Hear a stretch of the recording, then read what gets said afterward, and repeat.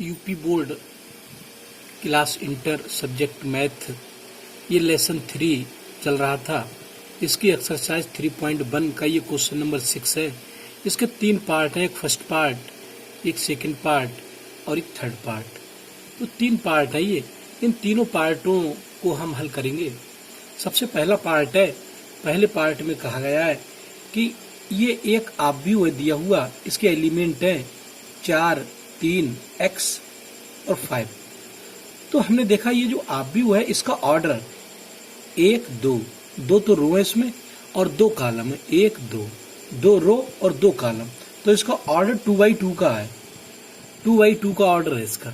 ऐसे ये बराबर है, ये बराबर है दूसरे आव्यूह के, और दूसरा आव्यूह है YZ 15। तो इसके एलिमेंट दे रखे, इसका ऑर्डर 1 पहली रो दूसरी रो, तो 2 रो है और 1, 2 कॉलम, तो इसका ऑर्डर भी 2x2 का है। अगर हमारे पास 2 आव्यूह हैं और अगर दोनों के ऑर्डर समान है और दोनों बराबर में है, तो हमारे उनके जो संगत एलिमेंट होते हैं, जैसे ये A11 तो इधर भी A11, तो ये बराबर होंगे। फिर इधर A12 तो इसका A12 ये बराबर होगा। ये तभी होगा जब इनका ऑर्डर समान होगा। ऑर्डर समान होगा तभी हम 2 आव्यूह की तुलना करा सकते हैं। तो हम तुलना कर दे रहे हैं, यहाँ से यहाँ हल में लिखे दे रहे हैं सॉल्यूशन, हल में लिख दे रहे हैं तुलना करने पर, तुलना करने पर। तो जब तुलना कर देंगे हम, तुलना जब हम कर देंगे इसकी, तो तुलना करने पर इसका A11 तो 4 है और बराबर, तो इसका A11 22 है। तो हमें पता चला y का मान 4 होना चाहिए।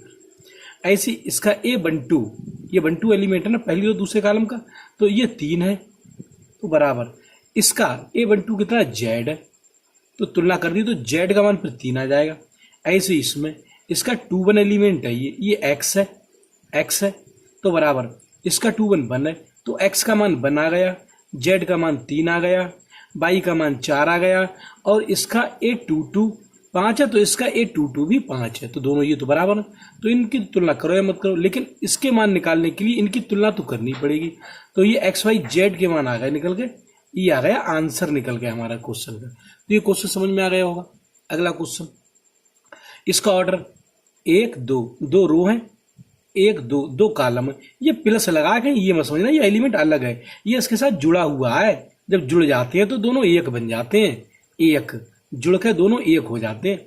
तो ये दोनों जुड़ जाएंगे तो एक एलिमेंट बन गया, ये जुड़ गए दोनों तो एक एलिमेंट बन गया ये। तो ये दोनों जुड़ने का मतलब है दोनों का जोड़ एक ही है। जैसे यहाँ 2 + 3 होता तो कोई 2 थोड़ी होते, 2 + 3 तो 5 होता, फिर यहाँ पर तो एक ही एलिमेंट तो होता, तो जुड़ के एक एलिमेंट बन गया जी। तो यहाँ से 1, 2 रो है, 1, 2 कॉलम, तो 2x2 का ऑर्डर है इसका भी 2x2 का है, और इसका तो 2x2 का है ही। इधर 1, 2 और 1, 2 2x2 का। मैंने अभी बताया यदि उनके ऑर्डर समान है मैट्रिक्स हुए, अगर आव्यूह के ऑर्डर समान है तो हम तुलना कर सकते हैं आराम से। यहाँ से A11 का मान देख रहे हो, x + y है, तो यहाँ से A11 का मान 6 है, ये 6 है, तो ये इसके बराबर होगा। यहाँ से बात करें तो ये 2 के बराबर है, इसकी तुलना मत करो।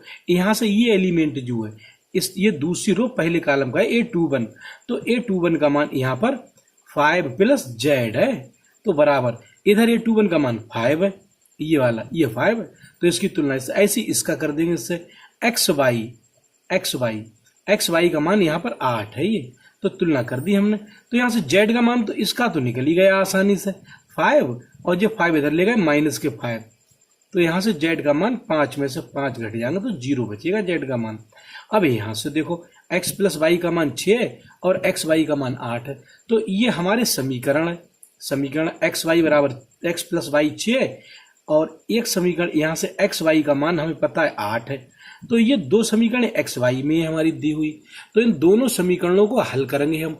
हमने ऐसी समीकरणों का हल कक्षा 8 में भी पढ़ा है, 9th में भी पढ़ा है, तो 10th में भी पढ़ा है। तो ये समीकरण तो इंटर के छात्र आसानी से हल कर लोगे। और मैं शॉर्ट में बता दूं, अगर ऐसी 2 संख्याएं जिनकी गुणा तो 6 हो, दोनों की गुणा 6 है और उनका जोड़ 4 है, इनका जोड़ 6 है, जोड़ इनका 6 है और उनकी गुणा जो है वो 8 है, तो वो संख्याएं कितनी होंगी? वो 4 और 2 होंगी, 4 और 2। एक संख्या 4 होगी, दूसरी 2 होगी, तो 4 और 2 जोड़ देंगे तो 6 हो जाएंगे, और 4 की दोनों ही गुणा कर देंगे तो 8 हो जाएंगे। तो ऐसे क्वेश्चनों भी आपने फैक्टरों में पढ़ रखे हैं, तो इसे आप हल कर लोगे। मैं कहो तो हल कर दूं, चलो हल कर ही दे रहा हूं। यहाँ से x तो ऐसा ही, अब y का मान यहाँ से उठा कर रख देंगे प्रतिस्थापन विधि से। प्रतिस्थापन विधि का प्रयोग कर रहे हैं जो हाई स्कूल में पढ़ी है। तो y का मान निकालेंगे तो 6, x इधर पहुंच जाएगा तो माइनस के x इधर पहुंच जाएगा तो माइनस के x, तो y का मान 6 माइनस x हो जाएगा। फिर एक बार फिर देख लो, यहाँ से y का मान निकालेंगे, 6 तो है ही, x इधर जाएगा माइनस के x, तो y का मान 6 माइनस x आ जाएगा। तो यहाँ पर y के स्थान पे 6 माइनस x रखे दे रहे हैं, बराबर यहाँ से 8। अंदर गुणा कर देंगे, 6 की x गुणा 6x और माइनस x की x गुणा x स्क्वायर, और बराबर इधर से 8। ये मिली समीकरण हमारे लिए। ये समीकरण यहाँ से हटाकर, यहाँ जगह थोड़ी कम है, इधर लिख दे रहा हूँ, इधर यहाँ जगह है थोड़ी सी, तो ये x स्क्वायर इधर ले जाएंगे तो x स्क्वायर प्लस के हो जाएंगे इधर जाके, और ये 6x इधर ले जाएंगे तो 6x माइनस के हो जाएंगे इधर। और यहाँ पर ये जो 8 हैं, ये 8 ये तो लिखे हुए ही हैं, इसी साइड में लिखे हुए हैं, तो ये तो प्लस के 8 रहेंगे, इधर 0 बचेगा, इधर के सब इधर ले आए, x स्क्वायर प्लस का 6x माइनस के प्लस के 8 बराबर 0। अब 0 बराबर जिनकी गुणा तो 8 हो, जोड़ो 6, अब फैक्टर कर देंगे तो 4 दूनी 8, 4 और 2 6, तो इसके फैक्टर आ जाएंगे x माइनस 4 और x माइनस 2, तो 4 दूनी 8, 4 और 2 जुड़ के माइनस के 6 हो जाएंगे। एक बार इसे 0 रख देंगे, इस समीकरण को x माइनस 4 बराबर 0 रख देंगे इसे। तो जब x माइनस 4 बराबर जब 0 रख देंगे तो x का मान 4 आएगा निकल के यहाँ से, तो x 4 आ गया। अगर x 4 आ गया तो फिर इसके संगत y कितना आएगा, वो यहीं से आएगा। जब x का मान हम यहाँ 4 रख दें, यहाँ पर x का मान 4 रख दें तो 4 इधर जाएंगे तो माइनस के हो जाएंगे, तो y का मान 6 माइनस 4, y का मान 2 आएगा फिर, तो इसके संगत y का मान 2 आएगा जब x का मान 4 होगा तो। और जब एक बार x माइनस 2 को 0 रख देंगे, x माइनस 2 बराबर 0 रख देंगे, तो यहाँ से x का मान फिर 2 इधर ले जाएंगे प्लस का, जब x का मान 2 होगा, जब x का मान 2 यहाँ से देखेंगे 2 होगा तो 2 इधर जाएंगे तो माइनस के 2 हो जाएंगे, तो y का मान 6 माइनस 2 4 आएगा, तो y का मान 4 आ जाएगा 4। तो ये दोनों आंसर आ गए आपके, x बराबर 4 y बराबर 2 ये भी आंसर है, और x बराबर 2 y बराबर 4 ये भी आंसर है। ये x y के मान आ गए निकल के, z का मान पहले ही निकाल लिया हमने 0। तो ये भी क्वेश्चन हो गया आपका, इसे भी आप हल कर लेना। ये क्वेश्चन ऐसा चला है, पहले इसे हल किया मैंने, फिर तुलना कराई एक्स वाई, फिर एक्स वाई को नीचे इधर लिख लिया, बाई का मान यहाँ से निकाला 6 माइनस एक्स, वो इसमें रख दिया। इसके गुणनखंड हमने कर लिए हाई स्कूल वाली विधि से, तो यहाँ एक्स के 2 मान आए, एक्स के एक 4 आया, एक 2 आया, 4 आया तो बाई का मान फिर यहाँ से निकाला, एक्स का मान 2 आया, फिर बाई का मान यहाँ से निकाला। तो इस प्रकार हमारे एक्स वाई जेड सबके मान आ गए। अब क्वेश्चन यहाँ से आता है तीसरा पार्ट इसका। ये देखो x plus Y plus Z, ये तीनों जुड़े हुए हैं। जब 3 संख्याएं जुड़ जाएंगी तो जुड़कर एक ही संख्या तो हो जाएगी। तो ये एक ही संख्या लिखी हुई है, तो इसमें 1 2 3 3 तो रो है इसमें, और कॉलम ये एक ही कॉलम, तो ये जुड़कर एक ही एलिमेंट है, ये जुड़ जाएगा एक भी एलिमेंट हो जाएगा, ये जुड़ जाएगा ये भी एक, तो इसमें एलिमेंट एक एक के रूप में आएंगे तो एक ही कॉलम तो बन जाएगा, तो एक कॉलम हो गया। इसमें रो 3 है, 1 2 3, ऐसे ही इसमें रो 1 2 3 रो है इसमें, और कॉलम इसका एक ही है, एक ही कॉलम में सब लिखे हुए हैं। तो इनके भी ऑर्डर दोनों के समान है। जब दोनों के ऑर्डर समान है इनके, तो इनकी भी हम तुलना करा लें। तुलना करा दे रहा हूं मैं, देखो यहाँ से x plus Y plus Z का मान 9 आएगा, इधर लिख दे रहा हूं, इधर देखो ध्यान से। तो यहां से हमने देखा x plus Y plus Z का मान 9 आया, तो इधर लिख दे रहा हूं x plus Y plus Z बराबर 9, ये समीकरण 1 बन गई।